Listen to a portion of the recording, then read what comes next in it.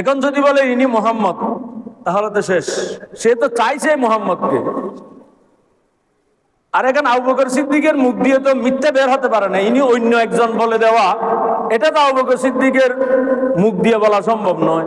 এই মিথ্যা কথা তো আবু বকর সিদ্দিক বলতে পারবেন না। সত্যের মধ্যে সবাই সব সময় থাকতে পারে না, সত্য কথা সবসময় বলতে পারে না। সত্য কথা বলা এটা বড় নিয়ামত। আর যাদেরকে আল্লাহ পছন্দ করে ফেলেন, যারা সত্যের উপরে থাকতে চান, সবসময় সত্য কথা বলতে চান, তাদের মুখ দিয়ে আল্লাহ তাআলা কখনো মিথ্যা কথা বেরই করেন না। সুবহানাল্লাহ। যেমন হযরতে আবু বকর সিদ্দিক, আবু বকর সিদ্দিকের উপাধি হচ্ছে সিদ্দিকে আকবর, মহাসত্যবাদী। সুবহানাল্লাহ। আবু বকর সিদ্দিকের মুখ দিয়ে কখনো কোন সময় মিথ্যার একটি শব্দ, একটি বর্ণও বের হয় নাই। সুবহানাল্লাহ। একবার তো এক মহাসমস্যায় পড়ে গিয়েছিলেন আবু বকর সিদ্দিক। এখন কি বলবেন? সত্য কথা বললে রসুলের উপরে মহাবিপদ নাজিল হচ্ছে অবস্থা দুনিয়াবী জীবনে, আবার মিথ্যা কিভাবে বলবেন আবু বকর সিদ্দিক? এই ধরনের একটা দোটানা অবস্থায় পড়ে গিয়েছিলেন হিজরতের রাত্রিতে।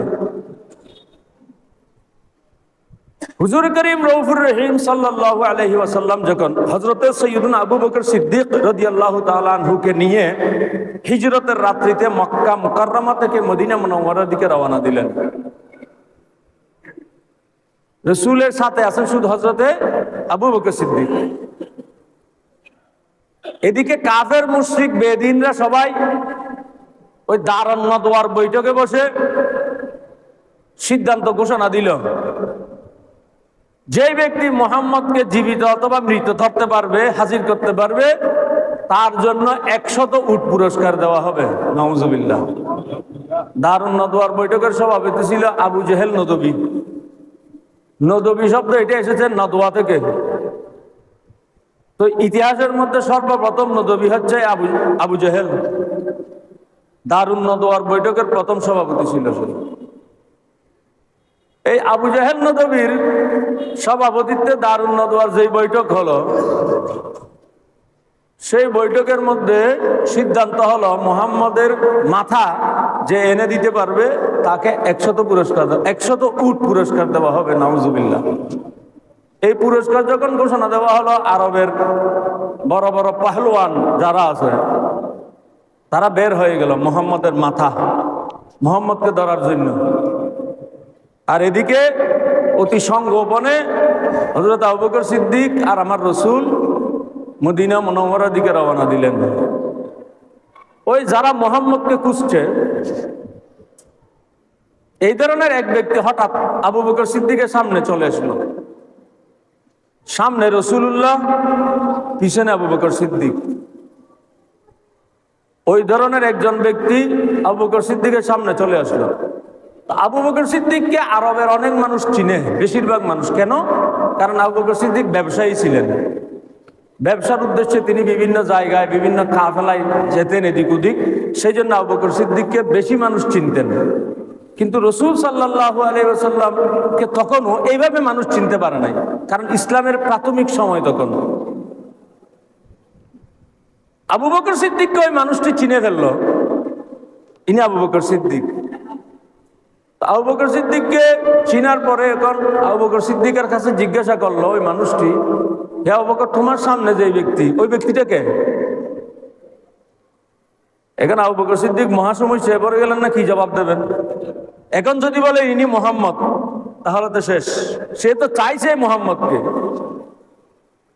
আর এখন আবু বকর সিদ্দিকের মুখ দিয়ে তো মিথ্যা বের হতে পারে না, ইনি অন্য একজন বলে দেওয়া, এটা তো আবু বকর সিদ্দিকের মুখ দিয়ে বলা সম্ভব নয়। এই মিথ্যা কথা তো আবু বকর সিদ্দিক বলতে পারবেন না। আবু বকর সিদ্দিক কি হিকমত অবলম্বন করেছেন! আবু বকর সিদ্দিকের মুখ দিয়ে আল্লাহ মিথ্যা বর্ণ বেরও করার নাই। সুবহানাল্লাহ।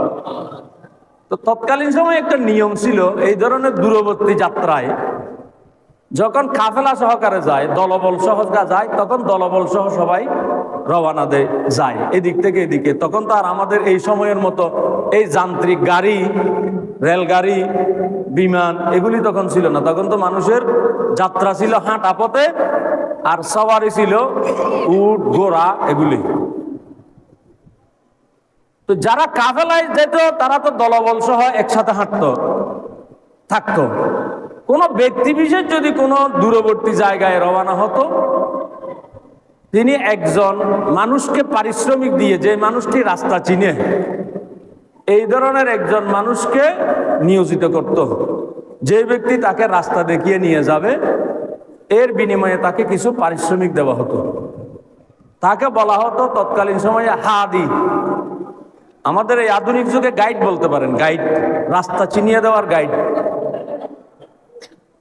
এই ধরনের হাদি থাকতো, যিনি তাকে রাস্তা চিনিয়ে ওই পর্যন্ত পৌঁছে দিত, পৌঁছিয়ে দিলে তাকে কিছু পারিশ্রমিক দেওয়া হতো। এখন এই ব্যক্তি যখন, হাদি শব্দের অর্থ হচ্ছে পথ প্রদর্শক, যিনি রাস্তা দেখিয়ে দেন তাকে হাদি বলা হয়। এখন ওই ব্যক্তি যখন হযরত আবু বকরের কাছে প্রশ্ন করলো, তোমার সামনে এই ব্যক্তিটাকে, আবু বকর সিদ্দিক জবাব দিলেন, হুয়া হাদি ইয়াহদিনী ইলা সিরাতিন মুস্তাকিম। ইনি আমার হাদি, তিনি আমাকে সত্য সঠিক পথ দেখাচ্ছেন। সুবহানাল্লাহ। আবু বকর সিদ্দিক যা বলেছেন 100% সত্য কথা। ইনি আমার পথ প্রদর্শক, আল্লাহর রাস্তা আমাকে দেখিয়ে দিচ্ছেন, ইনি আমাকে সিরাতুল মুস্তাকিমের রাস্তা দেখিয়ে দিচ্ছেন। সুবহানাল্লাহ। আর ওই ব্যক্তি মনে করেছে ও তাদের যে হাদি রাস্তা দেখিয়ে দেয় সেই ব্যক্তি। তো তখন সেই ব্যক্তি সেখান থেকে সটকে পড়ল। আবু বকর সিদ্দিকও মিথ্যা কথাও বলতে হলো না, 100% সত্য কথাও বললেন, আবার এদিকে আমার রাসূলকে পরিপূর্ণ নিরাপত্তাও দিলেন। সুবহানাল্লাহ।